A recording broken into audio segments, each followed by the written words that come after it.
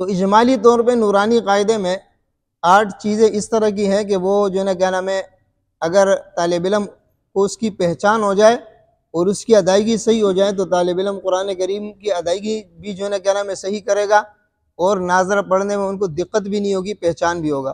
سب سے پہلے آپ دیکھیں یہ جو ہے نا کیا نام ہے نورانی قاعدہ جو ہے یہ 16 تختیوں پر مشتمل ہے۔ کتنے تختیوں پر مشتمل ہے؟ 16 تختیوں پر مشتمل ہے، اور اس میں ایک خاتمہ ہے آخر میں۔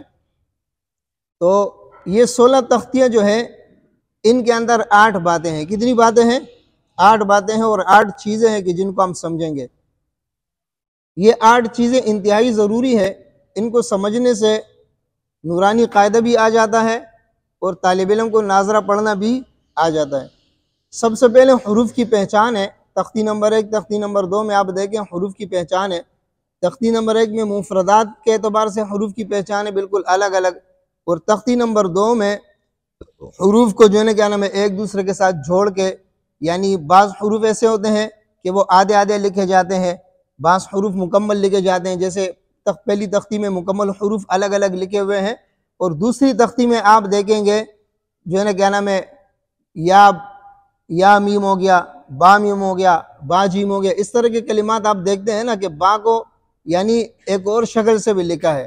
تو دوسری تختی میں تو با کے اشکال بھی ذہن میں آ جاتے ہیں، تا کے بھی آ جاتے ہیں، حروف اگر آدھے ہو جاتے ہیں وہ بھی ذہن میں آ جاتے ہیں، تو یہ اشکال بھی بچے کو جو ہے نا پہچان کرانا ضروری ہے۔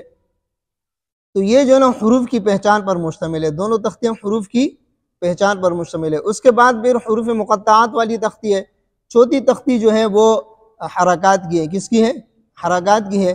تو حرکات کے اندر جو ہے نا ہم نے 2 چیزیں جو ہمارے لیے ضروری ہے، ایک یہ کہ حرکات کی صحیح ادائیگی، اور دوسری بات یہ کہ حرکات کی پہچان، زبر کس طرح ہوتا ہے، زیر کس طرح ہوتا ہے، پیش کس طرح ہوتا ہے، زبر کہاں پر ہوگا، زیر کہاں پر ہوگا، پیش کہاں پر ہوگا، تو اس کی پہچان بھی بچوں کو کرانا ضروری ہے۔ پھر اسی طرح حرکات کی ادائیگی، یہ ایک بات آپ ذہن میں رکھیں، حرکات کی ادائیگی تمام حرکات ایک جیسے نہیں ہوتے ہیں، بلکہ تمام حروف بھی ایک جیسے ادا نہیں ہوتے ہیں۔ حروف حرکات کے اعتبار سے ان کے درجات مختلف ہوتے ہیں، حرکات کے اعتبار سے حروف کے درجات کیا ہوتے ہیں؟ مختلف ہوتے ہیں۔ تو اسی طرح ان کے مختلف درجات کی ادائیگی ہم نے جو ہے نا کیا نام ہے بچوں کو صحیح کرانی ہے۔ بات سمجھ میں آ رہی ہے؟ اس کے بعد تختی نمبر 5 میں تنوین ہے۔ تو تنوین کے اندر ہم نے یہ پہچان بچے کو کرانی ہے کہ 2 زبر 2 زیر 2 پیش، 2 زبر کیسے ہوتے ہیں، کہاں پر واقع ہوتے ہیں، 2 زیر 2 پیش کس طرح ہوتے ہیں، اور یہ حرف کے اوپر ہوتے ہیں، حرف کے نیچے ہوتے ہیں، جس طرح بھی ہیں یہ ہم نے بچوں کو کیا کرانی ہے؟ پہچان کرانی ہے۔ پھر اس کے بعد ہم نے تنوین کی مشق بھی کرانی ہے کہ تنوین میں جو ہے نا کیا نام ہے کس طرح ادائیگی ہوگی حرف کی۔ اس کے بعد تختی نمبر 6 جو ہے وہ مشق ہے۔ کیا ہے؟ مشق، یعنی اس تختی کے اندر تختی نمبر 1 حروف، تختی نمبر 2 حروف، تختی نمبر 4 حرکات، تختی نمبر 5 تنوین، یہ مشق ہے اس میں۔ یعنی جو ہم نے تختی نمبر 1 اور 2 پڑھی ہے حروف کی، پھر تختی نمبر 4 ہم نے حرکات کی پڑھی ہے، تختی نمبر 5 تنوین کی، تو یہ اس تختی میں ان جو ہے نا حرکات، تنوین اور حروف کی مشق ہے، حروف، حرکات اور تنوین کی مشق ہے۔ اور ساتھ میں اس میں جو ہے نا کیا نام ہے وقف کی پہچان بھی ہم نے کرانی ہے، وقف کا طریقہ بھی ہم نے سکھانا ہے، اور کس کلمے پر کس طرح وقف کرنا ہے یہ بھی سکھانا ہے۔ بات سمجھ میں آ رہی ہے؟ اس کے بعد پھر جو ہے نا کیا نام ہے تختی نمبر 7 کڑی حرکات ہے۔ ہم نے کڑی حرکات کی ادائیگی اور ویسے جو حرکات ہیں ان کی ادائیگی ہم نے سکھانی ہے بچوں کو، اور ساتھ میں ہم نے پہچان بھی کرانا ہے، اور کڑی حرکات کو کتنا کھینچنا ہے، کس طرح کرنا ہے یہ بھی ہم نے سکھانا ہے، اور کڑی حرکات کی پہچان کرانی ہے۔ پھر اس کے بعد حروف مدہ اور لین والی تختی ہے۔ تو حروف مدہ اور لین کی ادائیگی بھی ہم نے بچوں کو سکھانی ہے، حروف مدہ کی پہچان بھی کرانی ہے، حروف لین کی پہچان بھی کرانی ہے۔ اس کے بعد پھر مشق آ جاتے ہیں۔ پھر آخر میں جو ہے نا کیا نام ہے جزم والی تختی اور تشدید والی تختی۔ تو جزم کی پہچان اور تشدید کی پہچان ہم نے کرانی ہے، اور ساتھ میں اس کی ادائیگی ہم نے سکھانی ہے۔ جزم کے اندر کس قسم کی غلطی ہو سکتی ہے، تشدید میں کس قسم کی غلطی ہم کر سکتے ہیں۔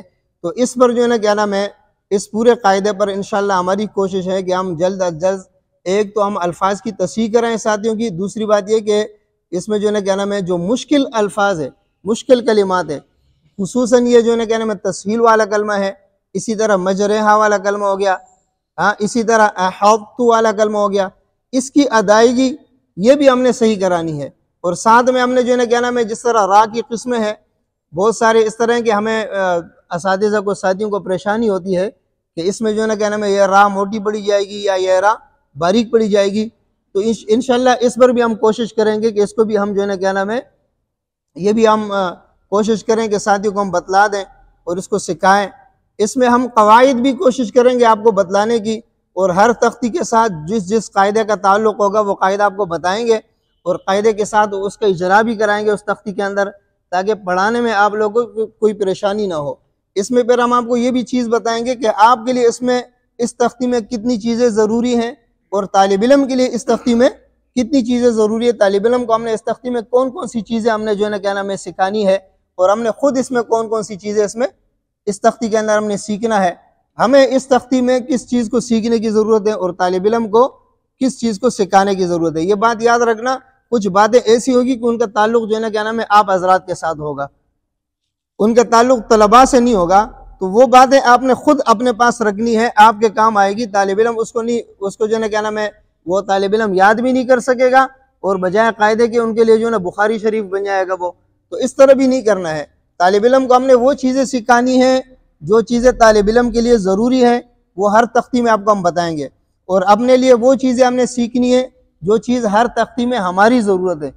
یعنی استاد کے لیے کن چیزوں کی ضرورت ہے اور طالب علم کے لیے کن چیزوں کی ضرورت ہے. تو اس پر انشاءاللہ تفصیلی بات ہوگی، ہر تختی میں ہم اس پر جو ہے نا تفصیلی بات کریں گے. بات سمجھ میں آ رہی ہے؟